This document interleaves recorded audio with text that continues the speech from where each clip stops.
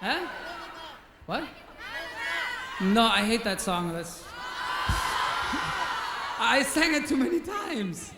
I don't regret the past. The past was great. I mean, it's it's a privilege to be able to have had so much success and be able to play in front of so many people and everything.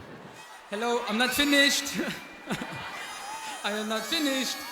So Things are working out good. I mean, it's like now we're working more like into the future, and it's more motivating. There's a lot of work that had to be done from the past, had to be fixed up. It took a lot of time, a lot of energy, and a lot of frustrations. But now it's more or less behind us.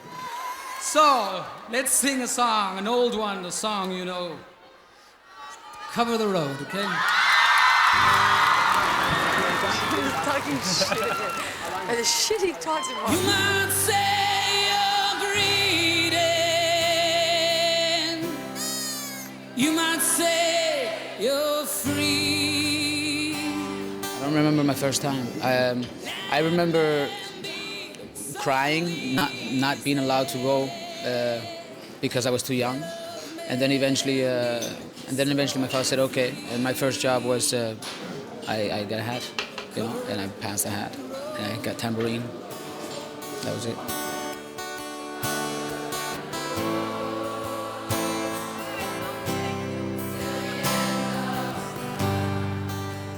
We started off back then in Spain with on weekends.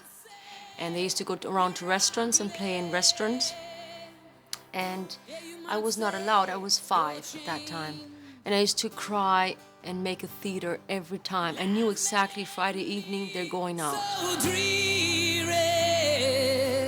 yellow may be ashamed. That was awful because they would leave and we'd be crying and I want to go, Father. Why can't I go? I want to go. I want to go sing. And I remember once family left for 6 months. I didn't see my brothers and sisters for 6 months.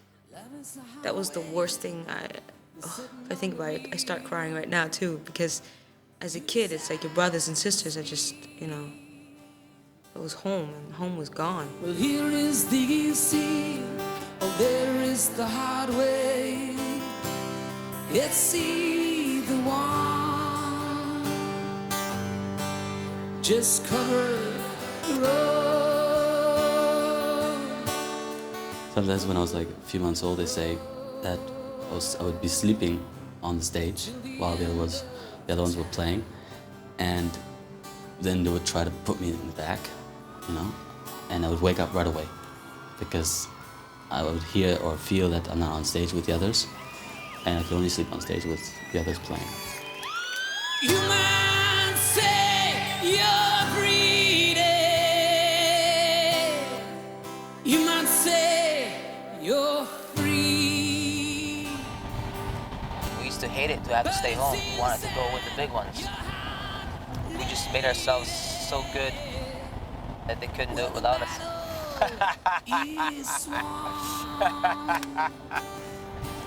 Yeah, cover the road. I remember going crazy. I remember I used to love the trips on the weekends, going out. We used to go to ski resorts and things of that sort. For me, it was one of the nicest times of my life, really, when I was a kid. I had a very good childhood, I did. Cover the road. Cover the road till the end of time.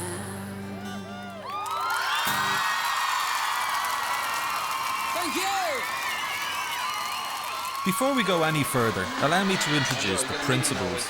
In no particular order, the Kelly family are Paddy, Angelo, Patricia, Jimmy, Joey, and Maite. And there's a few other faces we should put names to if for no other reason than you'll be seeing quite a bit of them. Joining the Kellys on stage are Christian and Matthias. And among the many who helped to get the Kellys onto the stage are Frank. Frank just thinks he's the production manager. He's actually Sister Frederick, and he just plays it. It's okay, we let him play it. But he's not okay. And Tartson.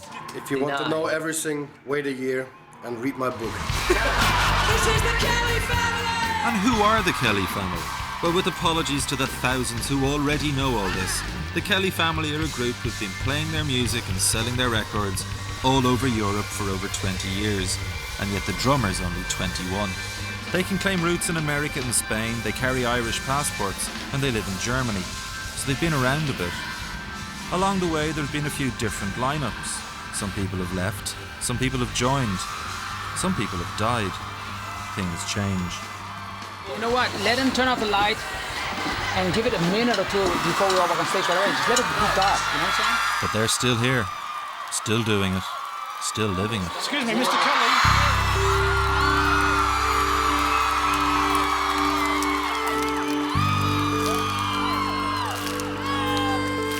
So let me start all this with a confession. The truth is I'm slightly confused how to best explain exactly what it is you're about to watch. In part, in large part, it's a road movie. But it's more than just that.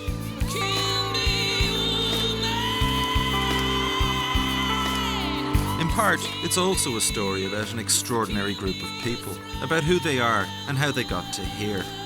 But it can't be too much about that. Someday, somebody will tell that story, and when they do, we can all go and see the movie. But it's not what we're here to do.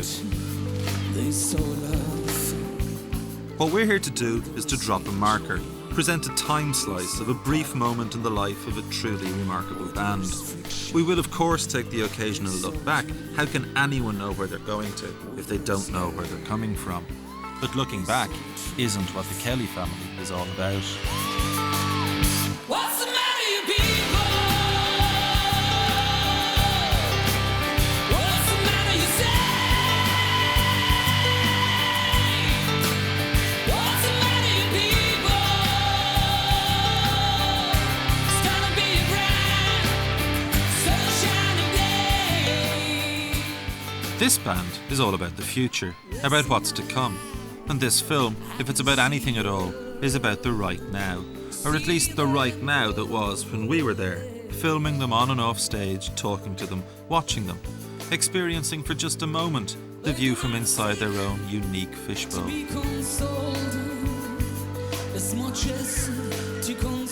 The future, a great man once said, starts now. So let this be a document of that beginning. And first, last, and always, it starts with the music. What's the matter, you people? What's the matter, you say? What's the matter, you people? It's gonna be a bright, sunshiny day. It's always thrilling. You know what? Sometimes it's not, but every day you find a new reason why you should get up there and why you have to. And then when you do get up there, you just all of a sudden realize, yeah, it was the right thing to do. It was great, and it's just an incredible life that you know, it's an incredible present that you can do this, that you can just stand up there and do your music, enjoy yourself, people clap. I mean, imagine you went to the post office, you work in the post office, and every time you walk out of your job, people clap. And you know, they praise you for that. You're just doing something you enjoy. You know what I'm saying? And still you get paid for it. And I mean, you don't enjoy it every day, but in truth, yeah, it's amazing. What's the matter, you say? Once in a while you think about, you know, the people that come to see a concert and what they have to do. You know, they first of all, they have to save some money, most of them, to buy a ticket. And, you know, they get dressed. They, you know, go out and drive and park somewhere. It costs a lot of money sometimes, also way, you know, out like 500 meters away or whatever. And, you know, they stand in line and the whole fucking thing. And if you think about that, you realize, jeez, my God, you know, and okay, better, you know, better give your best.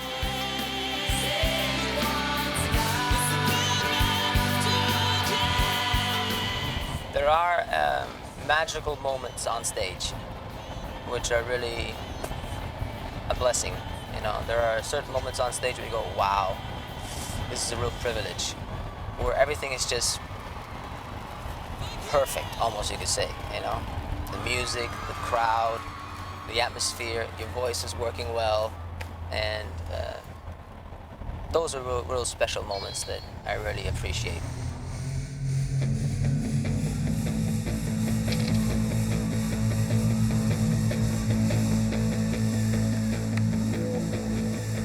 Let's just take a brief glance back over our collective shoulder. The Kellys used to play in stadiums, and not that long ago either. The question has to be asked, do you appreciate those moments more when they happen in front of 1,500 or 50,000? 'Cause everybody thought this was going to be one more freak show. 'Cause everybody thought this was going I don't to think be size one counts, more August but Jones. I'd be lying if I say that you don't try a bit harder when you have 10,000 people than if you have 200 people. It's another world out here. It's a wild world. Just because they all came, they all paid, and you want to reach that person at the last seat. Standing about that seat, saved my life from the HIV. But I think it doesn't matter whether you have 20 people or 200,000 people. 200,000 people is not going to make your band better. Your band has got to have its own reasons. It's got to have its own motivations to want to be a good band. On fire now. The word is out. The people are down and we're on the run. Is it justice from heaven? Sent from hell? The world's on fire now. Something is going wrong. It's a kick. It's great. It's super. Because you feel appreciated, but no more. But having 20 people and seeing their smiles because they're this near, and maybe one absolutely flipping out, dancing away. You know, this is fucking great.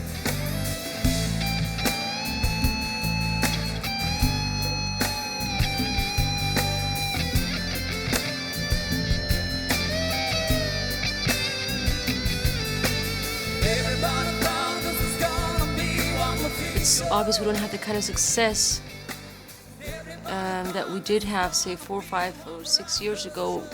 By success, I mean people, you know, record sales, charts, enters, and so forth. But on the other hand, I think as a band, musically, we're more successful. That's my opinion. I think we're having more fun on stage, and I think that we're not just going through the motions. At the moment, it's like we're trying to grow, we're trying to come forward. It's another world. It's a wild world. Every show is like we try to make it a bit better and a bit better, and that's a good feeling. You know, it's kind of a growing feeling where you're onto something that you're perfecting, and so I really enjoy this period very much. It's much stronger, and it's really developing, and it's going in a very beautiful direction. And it's very exciting to watch because it looks like it's like a new baby. It's a very wise baby compared to the other one. It's dangerous. If it's a clone, then it's gonna die. It's gonna have a malfunction. It's gonna break, crack.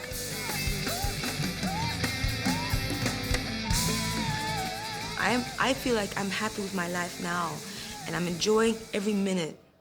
With my family, without my family, in my life. I'm trying to live in the moment, not in, back then when things were better, and, the future, things will be better. I try to live now, live the fullest now, and I think that's what us six are doing. So Jimmy, do you ever get tired of being on the road? Huh. Yeah. Do you get homesick? Yeah, if I only knew where home was. But I do get homesick, that's the strange thing.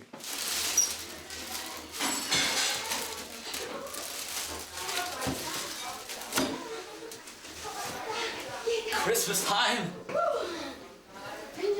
Christmas tour! We're not singing Christmas songs.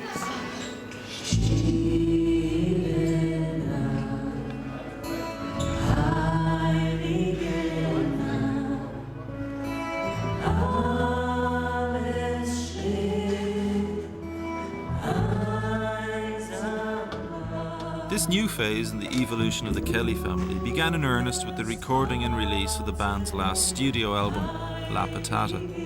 A bit of context is in order here. The Kellys have sold millions of records all over Europe. Compared to their most successful albums, sales of La Patata have been relatively modest. But maybe enormous sales figures isn't what La Patata is all about. I think it's a beginning of a new chapter, but the first page is always a little bit blank. And this is kind of, we had to come back together. So I find the album very a compilation of everybody's ego. And I think the next album will be much rounder.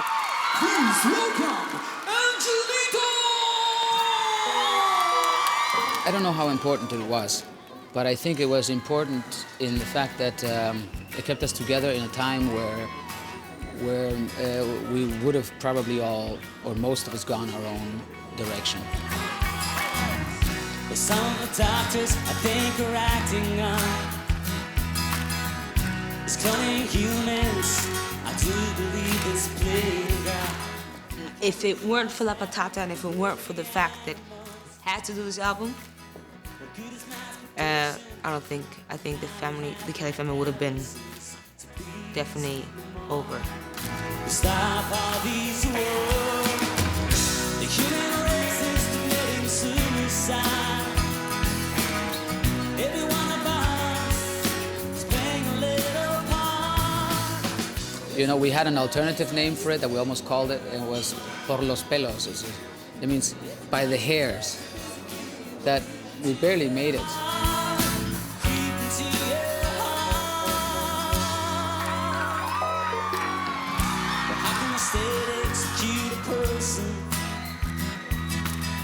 In the name of justice, justice isn't done with murder. Modern society's based on family. Without foundation, we'll turn into a hopeless generation. Please, no more, we'll stop all these wars. The human race is committing suicide. I think it's great that it happened, because it really did. If we hadn't made a record at that time, by now I think most of us would be doing mostly our own thing, you know, or maybe 2 or 3 of us would be together and the others wouldn't. You know, they'd do their own solo records and stuff. So it had its function in, you know, to pay the bills and to get all these.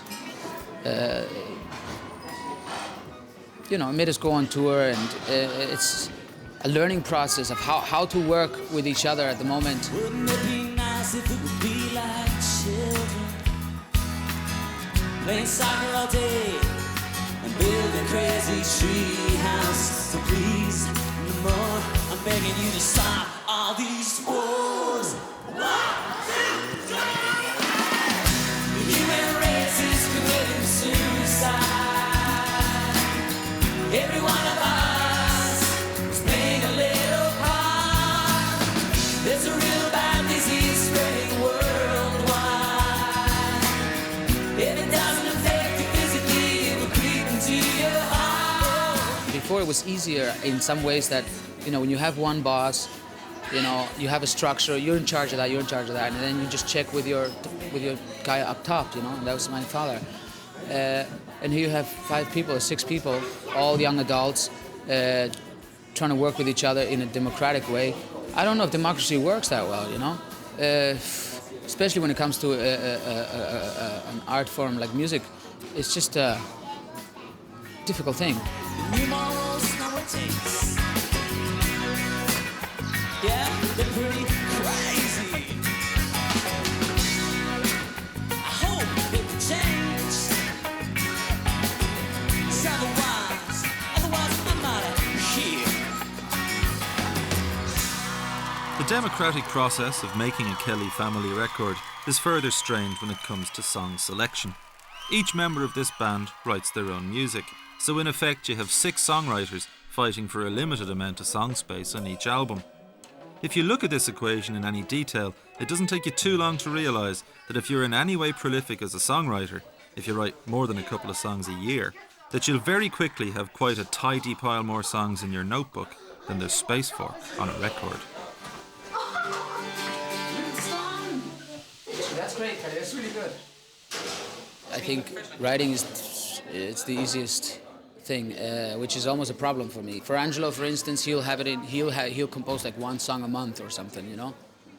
I'll be throwing out several songs a day, and I wouldn't finish one. After 2 days, I just get bored of them and go on. And so, for me, it's a question of just spitting it out, just getting it out of my stomach.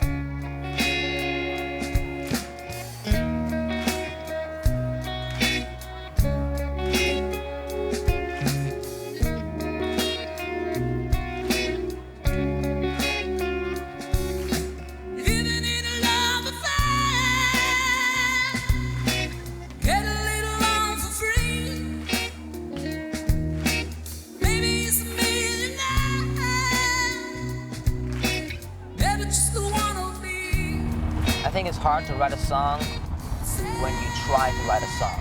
When a song comes to you, you try to just catch it or transmit it. It's not hard. The singer of Coldplay said, songs don't come from us, they come to us. And I think that's very true. It's like a thought, it's like an inspiration, like an idea. It just comes to you, and then, all right, putting it all together with the band, that could be difficult sometimes. The actual writing of the song, I don't find it difficult. Tell me what to set you free.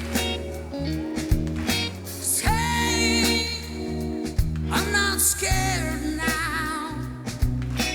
Hey, I'm not scared now. Just wasting all my time. So here's the thing about writing a song. After you discover the melody and work out the hooks and bridges and all that other stuff musicians love, when you've written the lyrics and struggled with the chorus, when you've got all that done and you're happy with your efforts, your next step is to present the song to your brothers and sisters so they can judge if it's good enough for them to want to play on. Can that possibly be as much fun as it sounds? And just in case you're not aware, this is Generation Me. It's horrible. It's the worst process, really. You know, because it's personal. A song is a personal thing, and the worst thing to do is, or the thing that hurts, is that they change it for you, you know, and they make it their own, and it becomes someone else's. But you know, that's, if you don't want to do that, do a solo record, you know. On the other hand, sometimes a song which you don't really think is great, they all of a sudden they go like, wow, you know, you got a good song there. We can do something with that. And then they really do something, and you're surprised. And then you go like, oh yeah, I knew that, you know. The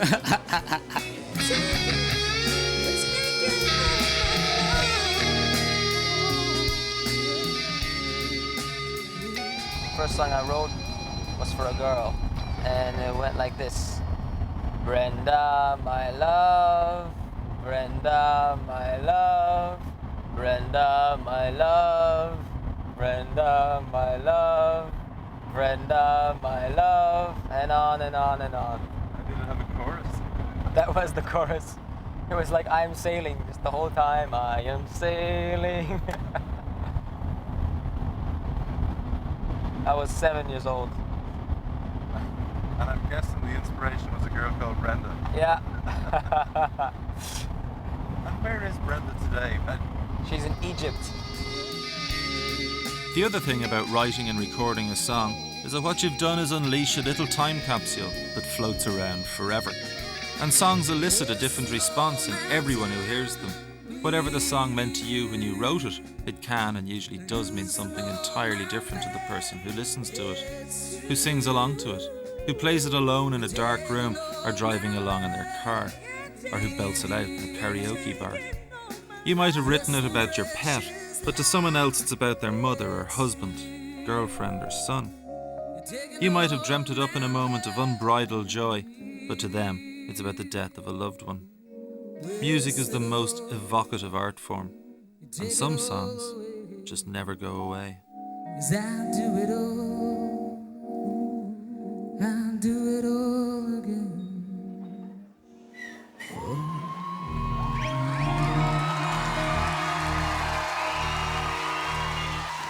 if I don't do music, meaning if I don't have a guitar in my hand, sing, play drums, or produce, or anything like that, for 3 weeks, I start going mad, and I wouldn't be able to have a relationship with Kira and be a father or anything, because I'd just be a different person. I am a different person. I notice if I'm caught up with other things, and I realize after 2 weeks, hey, geez, I haven't played drums in 2 weeks and haven't really written a song, and no wonder I'm in a weird mood.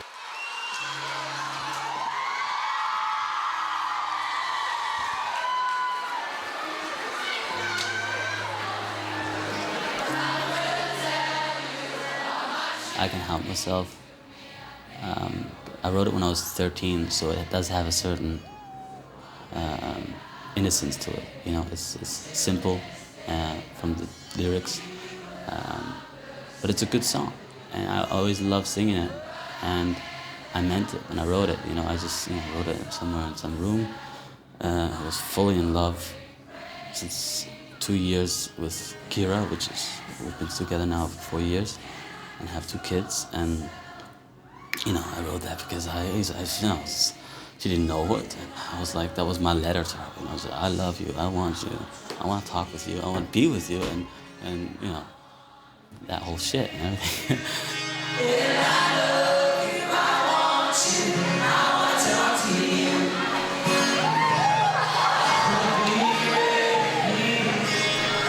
I cannot change it, should I?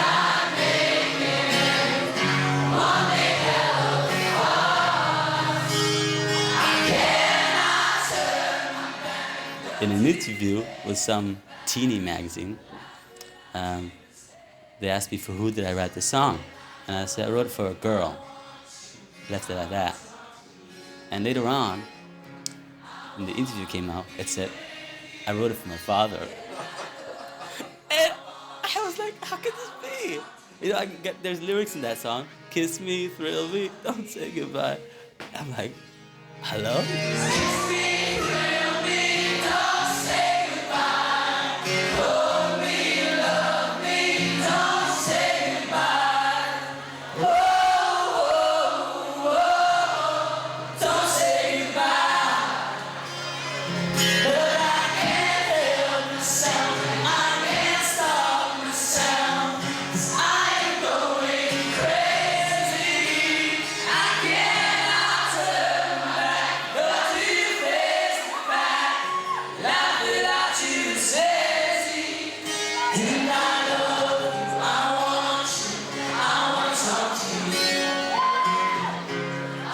If I were 30 and I wrote that song, they'd like kiss my ass. You know what I'm saying?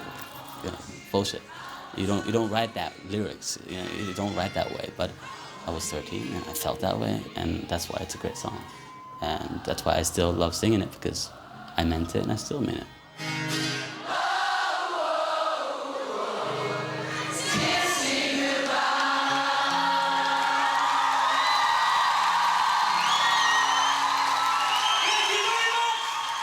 That's why it's a great job, because it makes you grow as a person.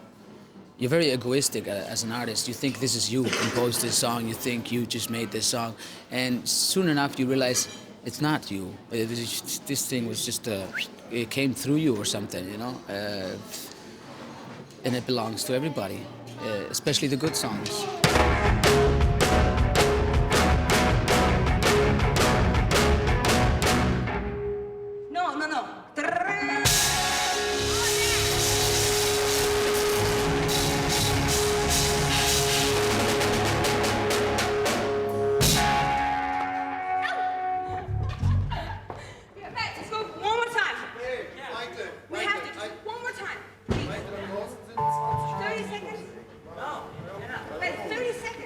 I think all great songs belong to everybody. They don't belong to the artist, because he's just speaking everybody's mind or everybody's heart or whatever you want to call it.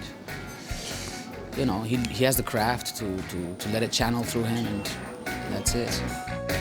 So I guess I ain't meant to be your wife.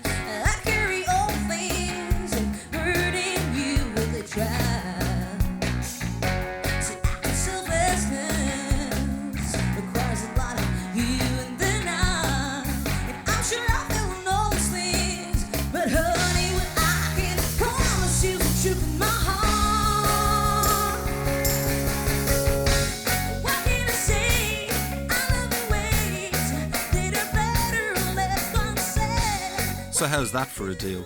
You get through the process of writing, you risk the ridicule, you release the song, and then everyone else gets to own it. On top of that, remember the tidy pile of songs in that notebook? Well, if you're part of a band that includes 5 other songwriters, the amount of songs you can get in any one album is seriously limited. So you either live with that, or you find another outlet for your music.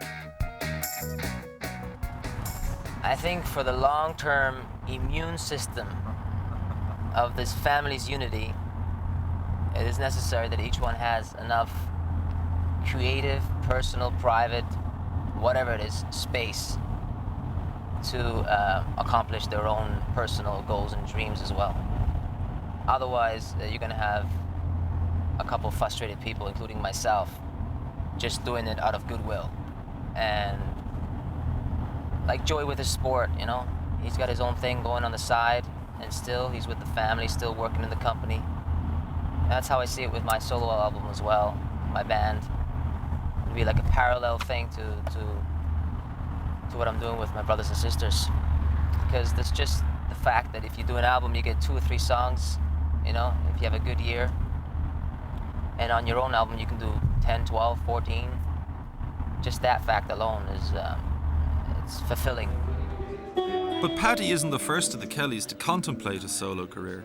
His younger sister, Maite, took a few steps down that particular career path before him, but that's a fact that won't surprise anybody who knows Maite. She's not an easy character to tie down. In fact, it might be easier to tie down a tornado. Maite is what you might call a force of nature. She's overwhelming life, just a bomb of life, like an explosion of life, like a very overwhelming in many ways. When she sits here, you're not going to be able to just ignore her, you know? Ask me a question. I'll answer it for you.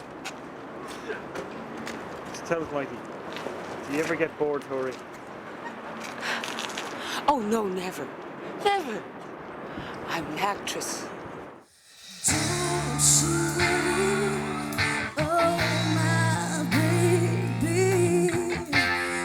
My main passion, it's even more than on stage, to be honest, is writing a song.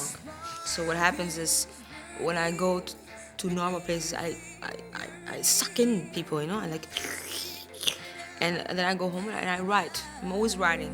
See the angels at her side. When I was a kid, I just went along. And then there was a time I said, wait a minute, what is really important to me? Is this what I really want? Some go-alonger, you know?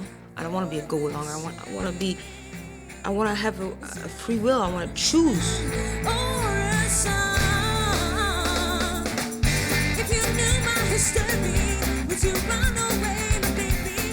There was a time where I wanted to leave the band and say, guys, I want a normal life and the whole deal, and tried it.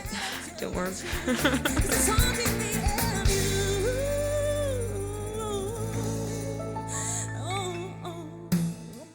I went to the States. I had a band. I recorded demos, and I didn't have much money, you know. I went to school and had 4 things going at the same time. And then before I did my first gig with my band, the bassist said, "Fuck off. You're a bitch."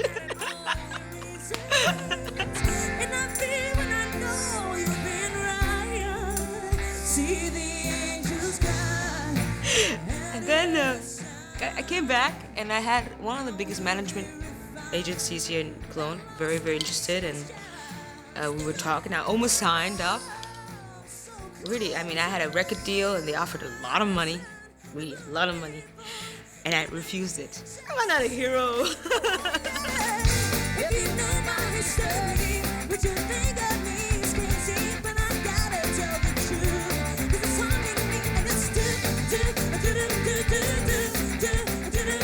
I got scared, and I didn't know why I got scared.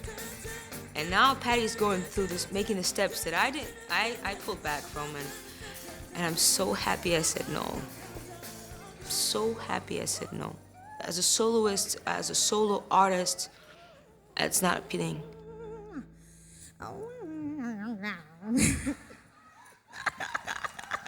And you sit there and you go like, wow, that's incredible. And she's go like, holy mackerel, where did she come from now? She'll do the most stupid things you can do. And in the next day, she'll do the greatest things that any one of us wouldn't get close to it on stage, you know? She'll there and then break barriers. It's like her therapy room or something, you know?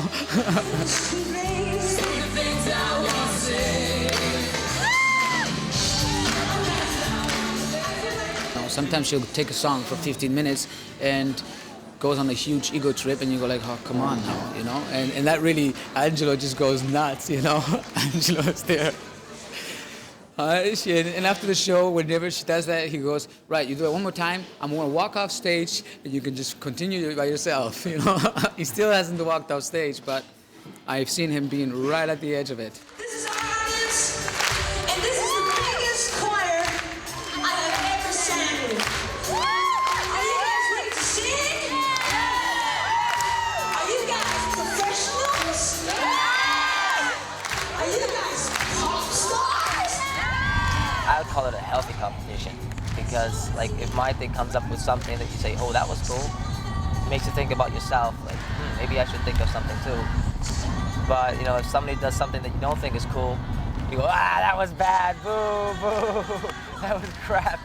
So we do, you know, we do pick on each other, but we do also admire each other. You know, when Angelo does a good drum solo, you go, wow, that's good, Angelo. Or, I don't know, if Jimmy will sing really good or just get the audience really in his hand, you go, hey, makes me have to work harder. So I think it's a healthy competition because it's constant growth going on, you know? I've had it, I'm leaving these guys. That's it. Finito. The truth is, I don't know anything. I don't even know what's going on here. Why? Can you figure it out? Can you figure out what's going on? I can't figure it out. I don't understand. I really don't understand why we still, how we still manage to get on stage together. I don't get it. You know, in spite of all the arguments, all the disagreements, all whatever you want to call it, all the human reasons why it's impossible to get 6 brothers and sisters together. I think I always get surprised. I always think, my God, it's today is the last day. I always think this next week I'm out of here, you know? And we still, like, and I've tried to leave like a million times. It's sick. You guys make me sick. Ruining my fucking shit. I'm like, all day kissing ass. All fucking day I'm kissing. One reason why all this still works lies in the organisation. You're a manager of Divas. I mean, what a wreck. They're really weighing me out. None of this happens by accident. Joyce, it's time for somebody else. Only in the movies do the band turn to each other and say, let's do the show right here. Well, only in the movies and in the early days of the Kelly family, but not now. There's a very serious and a very professional organisation behind the Kellys. Concerts and tours don't organise themselves. And at the top of all such organisations, there usually sits a manager. Joy!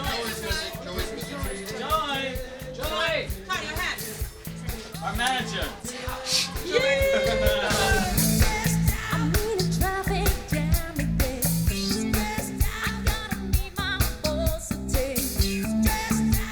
Every band needs a manager. The Beatles had Epstein, the Rolling Stones Oldham, U2 have Paul McGuinness. The list goes on. The best band managers tend to attract labels like imposing, dogged, volatile, ruthless even.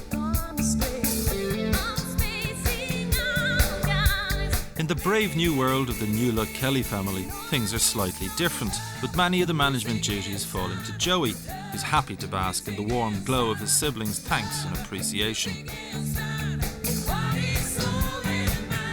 I mean, booking concerts is the last job you want to have. You know why? Because every day that passes is a new day you have to book, right? And you're only as good as your last tour. You always get complaints. Nothing is good enough. It obviously has to be always sold out. It always has to be big. Why are we playing in a smaller venue? Last year we played in the same town in a bigger venue. Or the venue was sold out. Why isn't it sold out this time? Who fucked up? It isn't like, oh, it's sold out. You did a great job. None of that. It's always like, it's never good enough.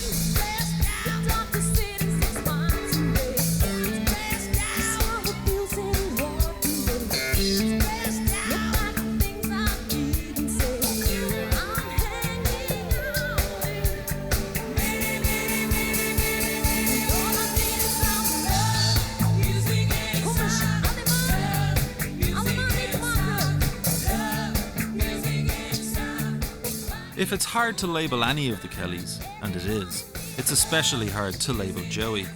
Joey is demanding, but he demands of others no more than the same level of commitment and effort that he demands of himself. But you're talking about a man who competed in and completed 9 Ironman tournaments in 1 calendar year. And armed with that little nugget, you can start to appreciate how difficult it might be to satisfy those demands.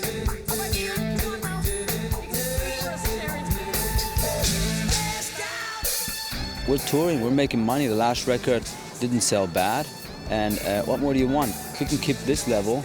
And this year, we got different projects coming up. The summer tour is working out.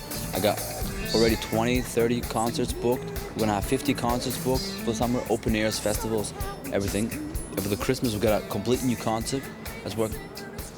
It's a huge challenge.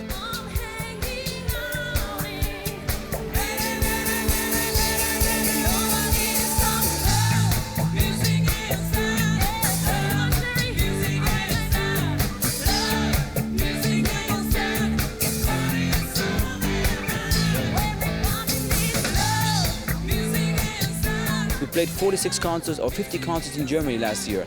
Any band, Bryan Adams, the biggest German bands, whatever you call it, if they played every year 50 concerts in Germany, they wouldn't fill half of what we're filling.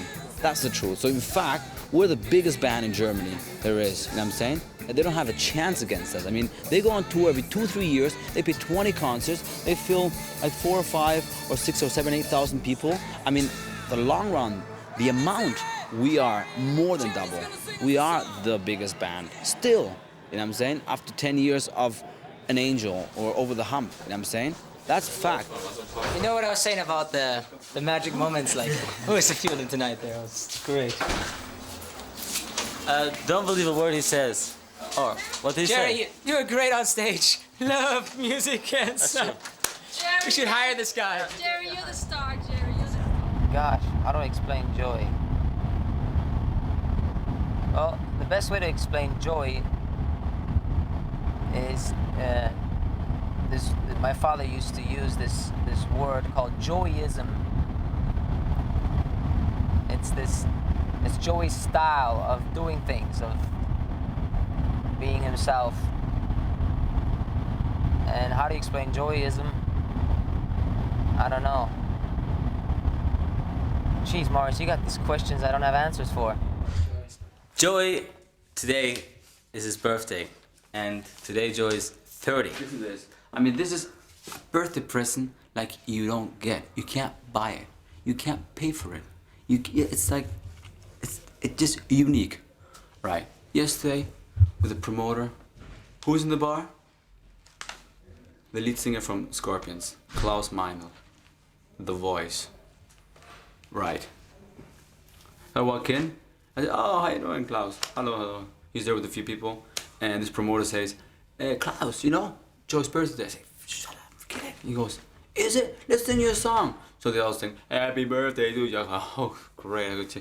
I tell Klaus, you know, if my family knew that you were singing me a song, you know, happy birthday, you'd be shitting in the pants. I mean, it's like, this is a privilege. I mean, we're like huge fans. I mean, just wouldn't have changed. Every time we hear it in the radio, it's like, give it to me. Right, anyway, there he goes. And one of his colleagues says like, hey, sing him a song. So he goes, silence.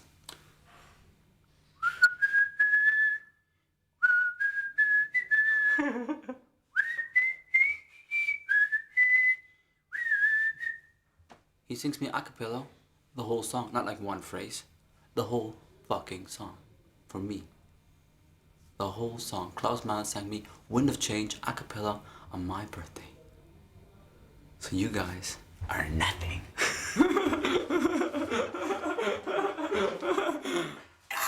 Forget about it. The Voice has sold himself to the city of gold. It's still The Voice, Jimmy.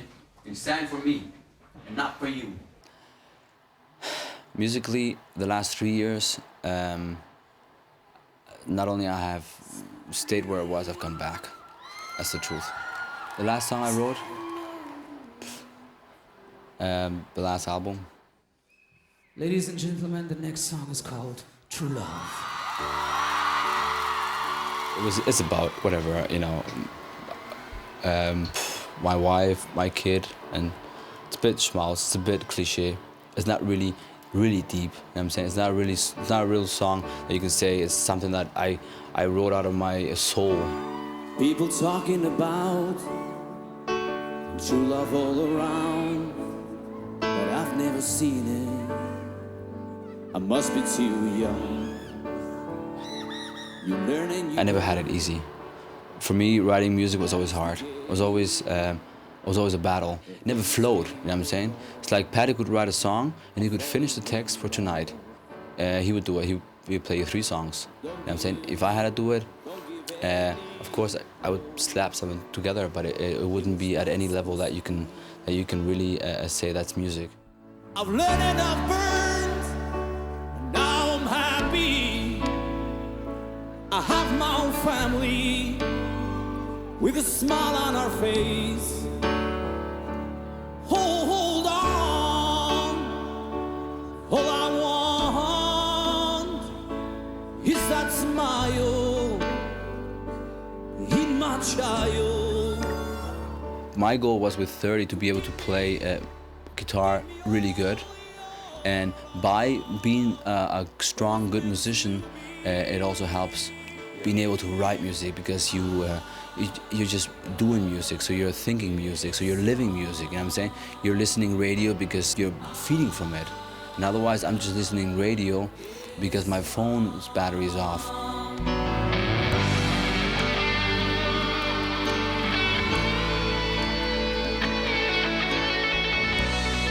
I know if I was able to stop the business and work, like, let's say, realistic 4 hours a day of music, in 3 to 5 years, I would be musically not as good as Angelo, because Angelo keeps getting better, but I'll be close to him. 'Cause when it gets hard, 'cause life ain't easy, running is easy, staying is hard. Writing songs is, I would be much better than I am, but I can't say I would be better than Paddy or anybody, because songs you can't say this song is better than that one. It's like, songs are not like something you can say it's better or not better. It's the taste, you know. So give us all our love. It was meant to be.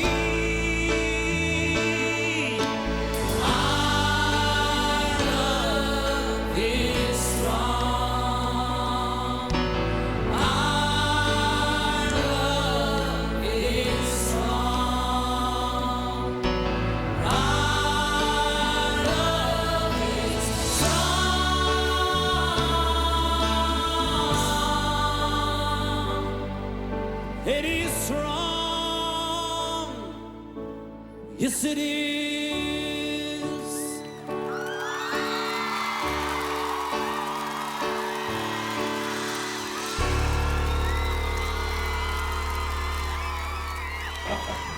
Anyway, Tarzan's, he spent a lot of intimate time with the family, so he knows us quite well. If anybody ever wants to know the real side of the Kelly family, Tarzan is definitely a source that you can't If you want to know everything, wait a year and read my book. You're fired! You're fired! This guy's fired!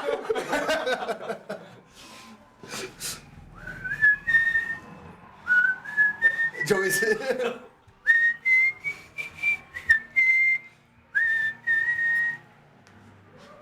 What was that all about? Because you see, starting to lose our heads now.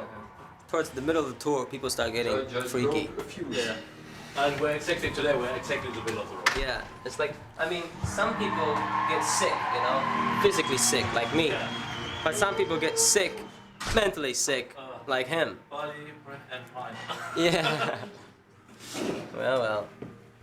Joe, we're doing Silent Night at the end of the show. Okay. Am I singing solo again? Yeah, you're the front man on that one. It's like I get less than that. Every tour we play, there's one less song of mine. It's like, I'm not even needed anymore. These guys are like, slowly but surely trying to fire me. I think it's important. We have to get to what's most important. Doing the business, you tend to forget what really is the key to the success. That's the music, that's the performance up there. So if I'm up there on stage standing like a mummy, the people are not dumb, they feel it, but I'm up there not really, there. I'm somewhere else, I'm in the office with my head, and that's no good, that's dangerous, you know what I'm saying? But I have to work on that, and I am working on that. I know that at the long term, I have to start musically working again. In fact, I wanted to start on here now, beginning of January, but it's just, everything takes longer than you think it does. And there are certain things which I'm not rid of from the past. It's everything from the past, trust me. In the future, there's more work than you can handle, obviously. But it's work that gives you energy. It's not work that eats you up. Somehow you don't walk away from a meeting with Joey worrying that anything will eat him up. When you think about Joey, words that spring to mind don't include fragile or unsure. In short, Joey Kelly seems quite happy being Joey Kelly. Yeah, I love it. I do. I mean, I wouldn't want to change with Jimmy.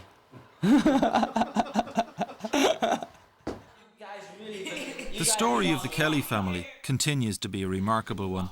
The bizarre lifestyle we've alluded to, living on buses and barges, travelling from town to town, playing and singing, earning an honest living from the people, learning your lessons at the University of Life, all sounds terribly idyllic, and the truth is, it sometimes was. But it sometimes very definitely wasn't. All those who know the story of the Kellys also know that the great patriarch of the family was Dan Kelly, the father of all the Kellys. His, legend has it, was the dream. He, the story goes, was the driving force. All of which is true, but incomplete as stories go. Barbara Ann Kelly, Dan's second wife, stood shoulder to shoulder beside her husband and at the head of their family until her untimely death in 1982. The role Barbara Ann played cannot be overestimated. I remember now the evening I met you. Wrong I was to judge someone so quick. Well, I think my mom is the real hero of the story. The quiet hero, and especially now when I have one child, every day I just think of my mother and I think, how does she do this, And I have a home, I have facilities she didn't have then. Once we did get on the road, it was just a little bus, No one but you. I love as a fool.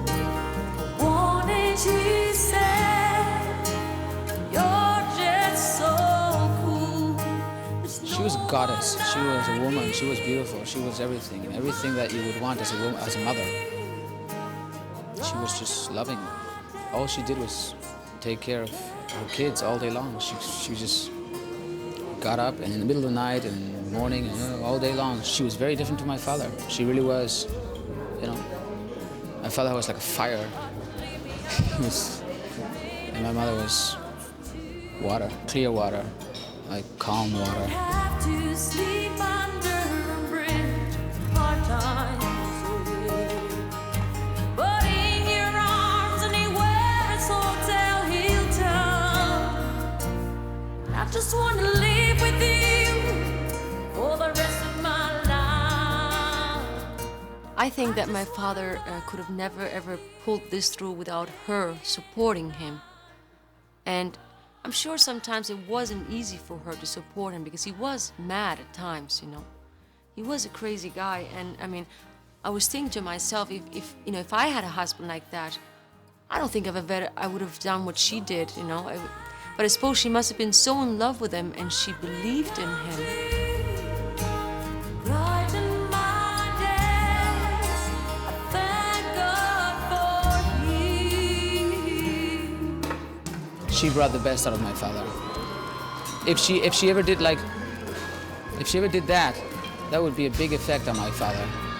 My father was a softie at heart, He really was, especially for her. Another effect Barbara Ann had in her family centred around something she said shortly before she died. She urged them all to keep on singing, a request that would become something of a weight in the months and years ahead.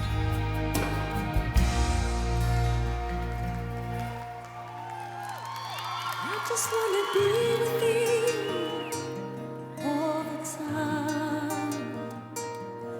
I think she meant keep on singing in spirit. Sing in the real sense of singing, that don't be, you don't have to get out there and sing.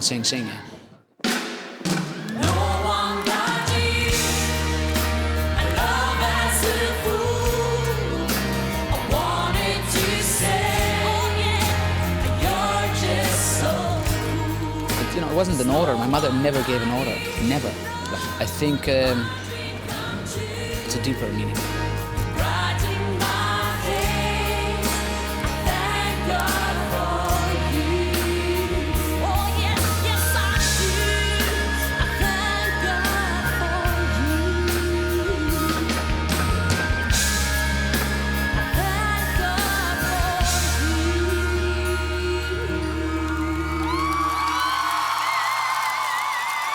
But you know what? It was the music that kept us through those hard times.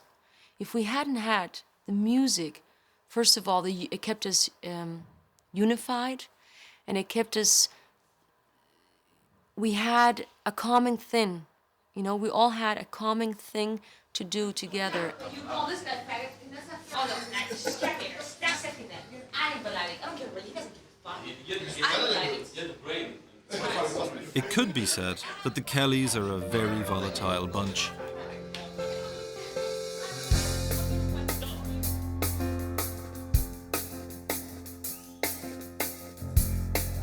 I think it's important that people understand that we have rows, and we have more rows than most families, because we are constantly together and because we're artists.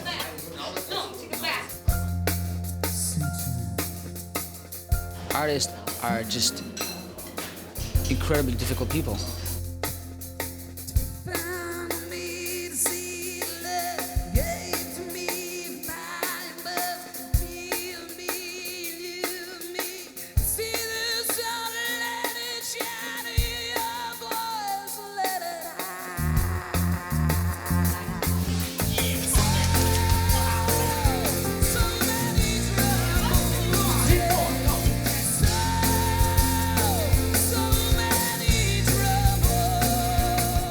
One of the great things about families is that they tend to know exactly which buttons to push.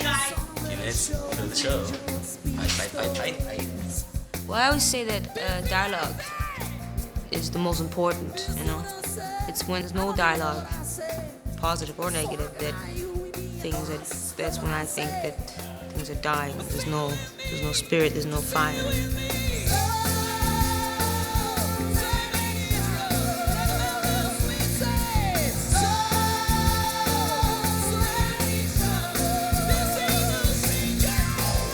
Sometimes it's too much, I mean, the boys can be kind of, and so I have my own place, and I pull back, and I just kind of chill out, Don't get involved in the storm. Here I am. Yes, here I come. Won't you hold my hand one more time? Make peace right now. You hear the fans. Make peace right now. Make peace right now. You can't go with faggot. One time, shut up. Everybody raise your hand. It should be remembered that the storm isn't always of their own making. And something that can never be overlooked is the fact that in a very real sense, these guys did their growing up in public. Everybody raise your hand. The crowd will mostly tell you the truth. Everybody raise your hand. Mostly. Unless they're hardcore fans, then you have a problem.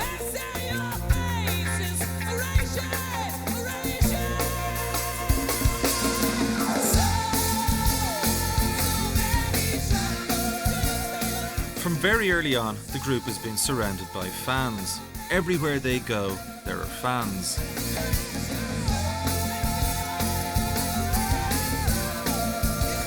And the Kelly fans are loyal to a fault. They'll queue overnight for the tickets to go on sale. They'll queue overnight outside venues waiting to get in. Wherever a Kelly appears, there will be fans. And this is great. Without the fans, there would be no ticket sales, no album sales, no audience.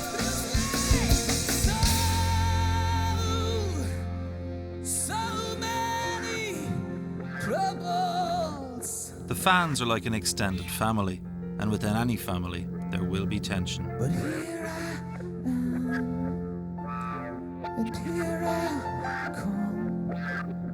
Won't you hold my hand one more time? The notion of family is hugely important to the Kellys. Dan Kelly had 4 children with his first wife and 8 with his second wife, Barbara Ann. That's a whole lot of children.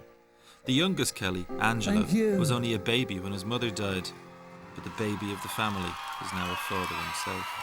But the first time I was at the hospital, 1 hour after his first child was born, I couldn't believe it. I really couldn't believe it. I was like, hang on, you're my younger brother, and this is your kid. It's like, wow.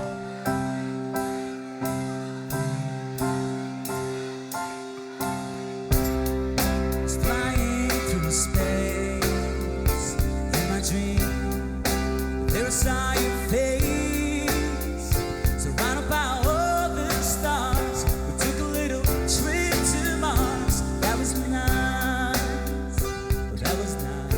I really admire them for the way they just, like if it's normal, like if it's just no question about it, you know. He's 21 and 2 kids, and they're beautiful kids. They're just so beautiful. It really freaks me out.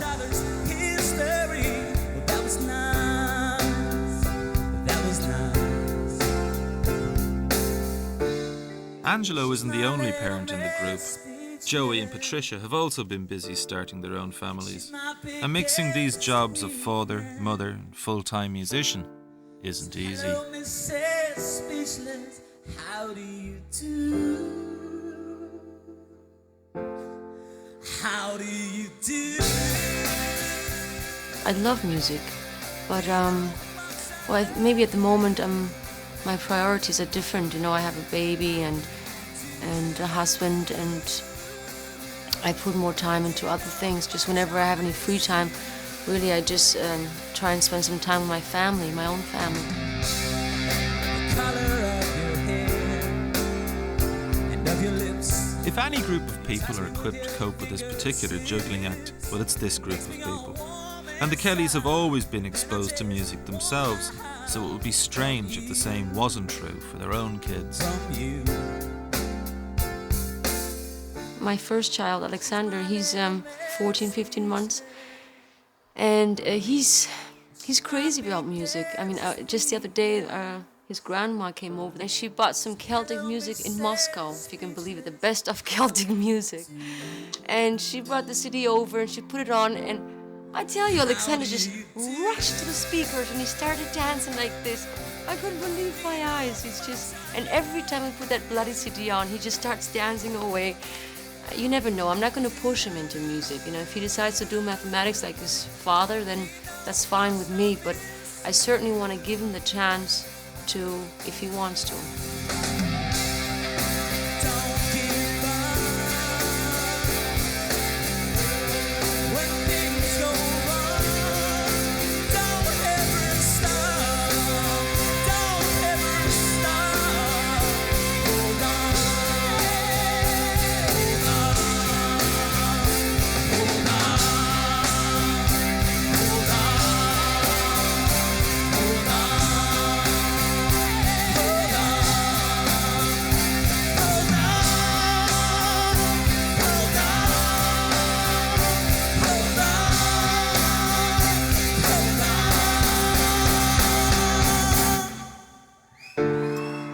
Hello, Mrs. Speechless. How do you do? That's it. You know what? My father was not like one of us. My father was like 5 or 6 of us. You know? That's the scary part. Whatever way you look at it, Dan Kelly, the father of all the Kellys, was a truly remarkable man. Any long-term Kelly fans watching this already know all they need to know about Dan Kelly, but for those who don't, and put way too simply, Dan Kelly was the man with a plan. It was Dan who conceived of the notion of his family as modern-day troubadours, travelling through Europe, spreading a message of love and healing through music and song. Make no mistake, this was one of the great bohemian undertakings, and it was in huge part the power of his personality that instilled the belief in his family that this dream, and all subsequent dreams, were possible. And his dream came true. The Kellys grew from being relatively quaint, folksy buskers in sleepy Spanish villages to selling out stadiums all over Europe. Dan Kelly died last year after a long and debilitating illness, but mere death could never remove the force of a personality so colossal. Michael Patrick. I think it was when I was 7 years old. My dad said, tonight, Patty is going to host the show 2 hours before the show. And I was like, what do you mean? He said, yeah, Patty, you're going to host the show. You're going to present the family, and you're going to kick off the show. And I got so nervous. I kept trying to talk myself out of it and convince my dad that I wasn't going to do it. Long time ago was a very nice story. And I know you must be thinking like, oh my God, everybody, we were probably beaten up and forced to go on stage or whatever, but it wasn't that way. You know, the fact is our father was already a very successful businessman, and he didn't have to do this.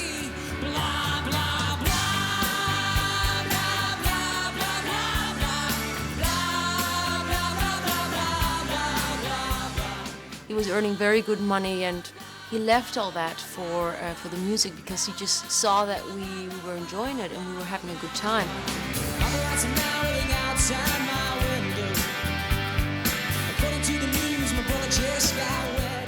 It was difficult for some people, you know. It's different how you are, what kind of person you are. If you're somebody who can, if you're somebody like me who's rough, I would say, you can absorb, you can work it out better. But some people, like maybe Patricia or even Jimmy, which are more sensitive as a person, you know. It was difficult. Maybe my father was sometimes too rough, too hard.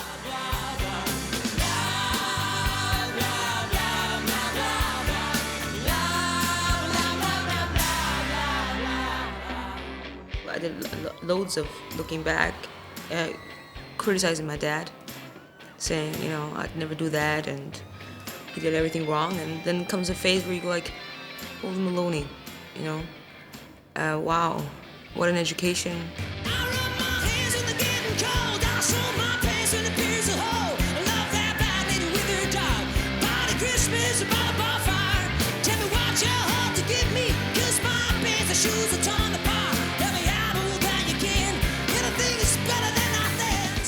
No, I think it's a big reason why we give it another go, you know?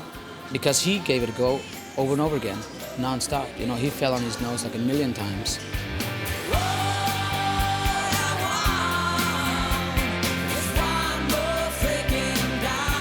You know, if there's anything that he left behind is just, if you don't succeed, try again. And he really did. He tried. And he just kept trying. And it was all about trying his life. You can say here he did wrong, here he did good, and. Nevertheless, the guy tried, and he really tried. He really tried.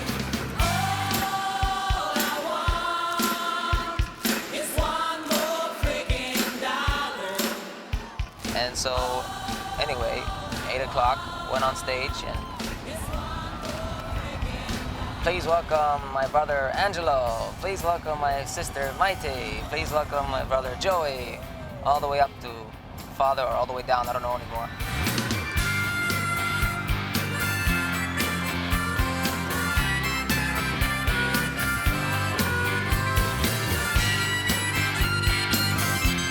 And then ever since then, I had to do it every show.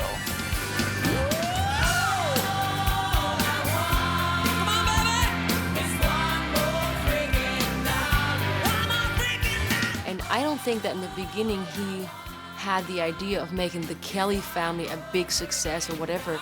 He was just going with the moment. He was just seeing his kids are having fun. It's a good thing. Let's do it. He had so much courage, you know. He'd be on the street with 9 kids, and he'd be broke, and he'd be believing in himself that we're gonna be the biggest in the world, and he really believed it. That's how he convinced us that we're gonna break and all that, and we were really broke, and like living the way we were living on buses, on camping places, in the ship, traveling, all this stuff. I mean, you can't beat that.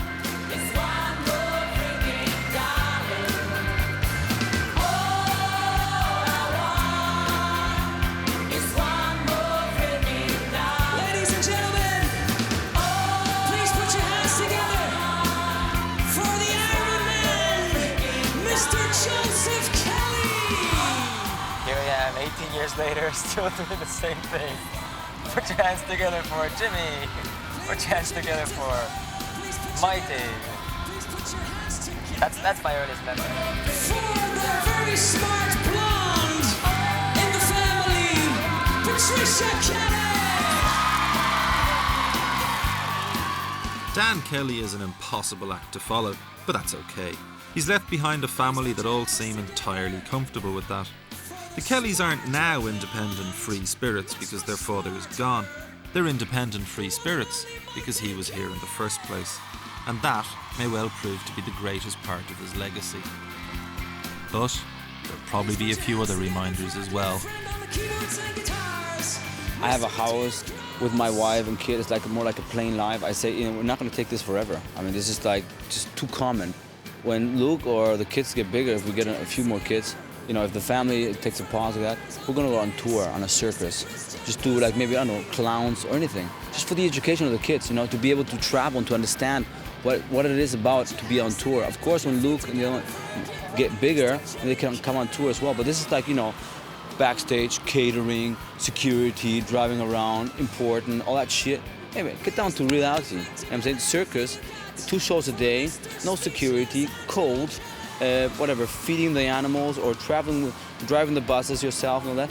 That's real life, and that's education. My name is the one and only Irish Viking in the family, Paddy Kelly. This is the Kelly family. And so that's the Kellys. If at the end of all this you're a little confused, well, that's okay. We never said it was going to be easy. There is no easy path through the story of the Kellys. The road they've travelled is a very different one. Their view on the world is unique because they were shown the world in an entirely different way. And what should you take from it all? Well, at least take this. This is the beginning of a story and not the end of one. And where this story goes and where this band ends up isn't anything like as important as making that journey in the first place.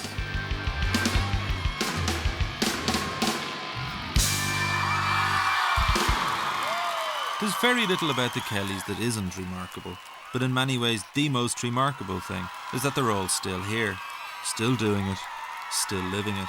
They have kept singing, and now they know why. They still have things to say, and they'll say those things the way they've always said them, the way they were brought up to say them. They'll say them with music, and they'll say them in songs, because this is the Kelly family, and because first, last, and always, it's about the music. And this one is Brother Brother from Paddy. Give it up. I don't think anybody really knows what the Kelly family is or is about. I don't think we know. It puzzles me over and over again, and I would love to just sit down and pull back and look back at everything and write and see, but maybe that would be the worst thing to do, because the minute you do that, you try to analyze it, you try to put it into a box or something, you would kill something.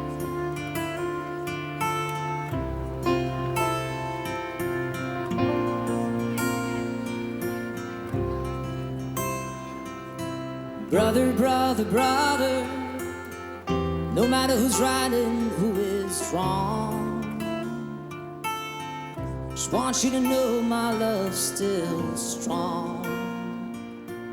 I wrote you a prayer with this song. Brother, you're the brother, you told me you broke up with your wife. Been so much suffering in your life, but thanks to the grace from above, your humble heart is alive. Oh, I pray for you, 'cause someday all loved ones die, and I pray that we're rejoined in the afterlife.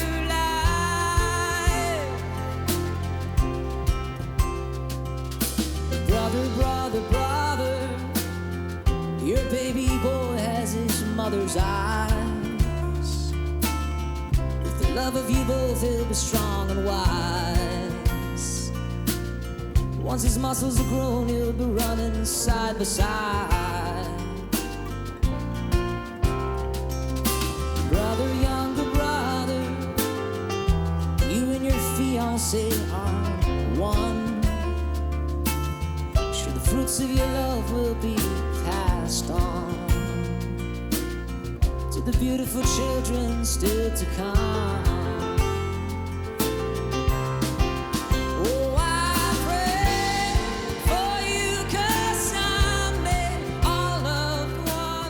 Possibility to work with my brothers and sisters, and we have the possibility to make music and be a band that has never really existed, that are not the greatest musicians in the world, but together with respect and love we can be something special.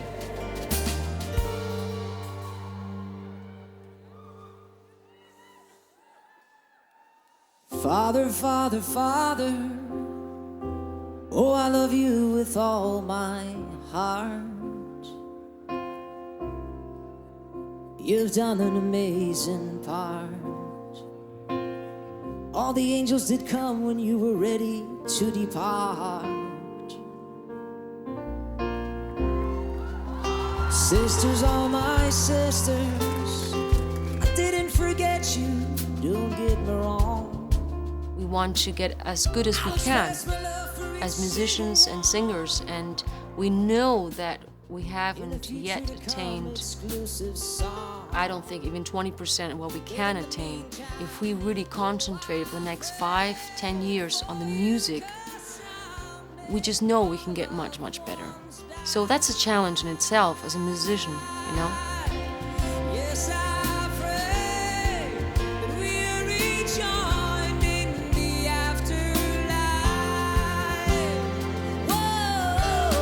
And then I think after that, sure, would love to play for stadiums across the world. Still my biggest dream to go to America and fill the stadiums and just get 'em, man. No, why not?